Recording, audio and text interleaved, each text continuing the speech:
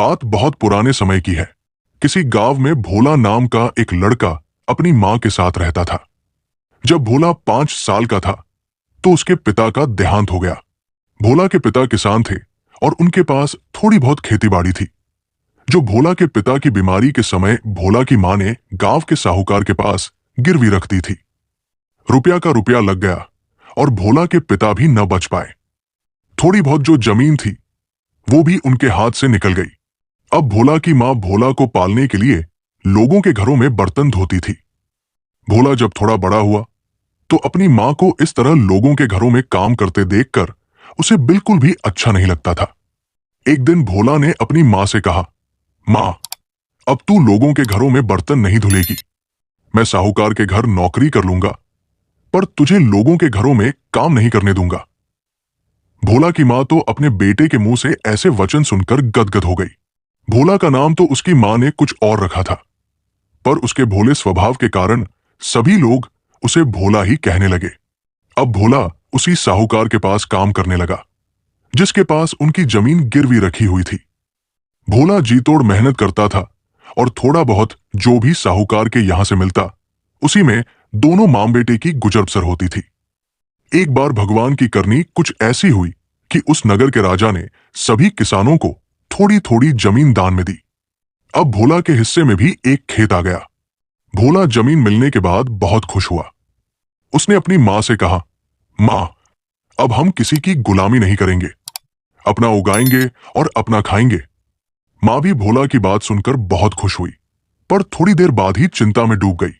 भोला ने जब अपनी मां को चिंताग्रस्त देखा तो पूछा, क्या हुआ मां, तू एकदम चुप क्यों हो गई? तब भोला की मां बोली, बेटा, तू खेती तो करेगा, पर तुझे तो यह भी नहीं पता कि खेती कैसे की जाती है। जब तू छोटा था तो तेरे पिता का देहांत हो गया और जब तू बड़ा हुआ तो साहूकार के घर नौकर बनकर रह गया। तूने कभी खेती होते देखी ही नहीं है। और बेटा, नहीं तेरे पास हल बैल है जिससे तू अपने खेतों की जुताई कर सके। भोला थोड़ी देर सोच में पड़ा रहा, फिर बोला, अरे मां, मैंने साहूकार के घर इतने दिनों तक काम किया है, क्या उसे इतनी भी शर्म नहीं आएगी कि वो मुझे हल और बैल दे दे? मैं कल ही साहूकार के घर जाऊंगा और 2 दिन के लिए उसका हल बैल मांग कर ले आऊंगा। देखना, वो मुझे मना नहीं कर पाएगा। मां भी चुप हो गई।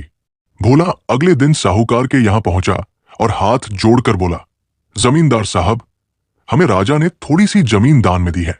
अब मैं चाहता हूं कि मैं भी अपने पिता की तरह खेतीबाड़ी करूं, क्योंकि मैं एक किसान का बेटा हूं और मुझे खेतीबाड़ी ही सुहाएगी।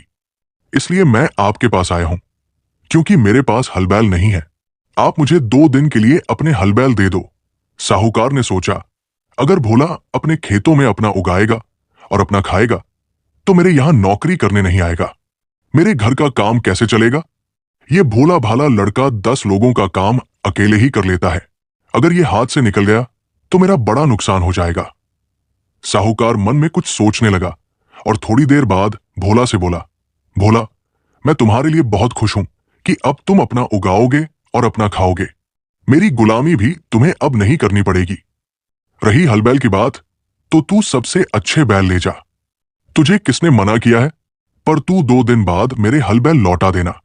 इससे ज्यादा दिन के लिए मैं तुझे अपने हल बैल नहीं दे पाऊंगा, क्योंकि हमें भी तो अपने खेत में बीज बोना है ना। उससे पहले खेतों में जुताई भी करनी होगी। इतना कहकर उसने अपनी पत्नी को आवाज लगाई और कहा, अरे भाग्यवान, सुनती हो क्या? खेतों में चने बोने हैं कल, तो क्या तुमने चने भुनवा लिए और कपड़ों की थैली बनवा ली क्या?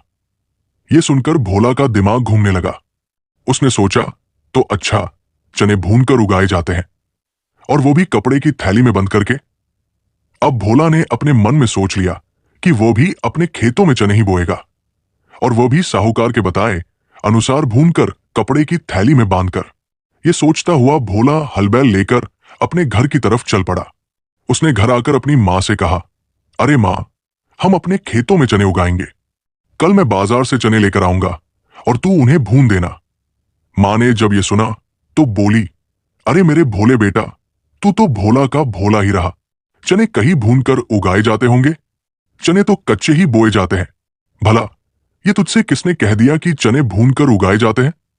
अब भोला को लगा कि मां को भी खेती बाड़ी के बारे में कुछ नहीं पता।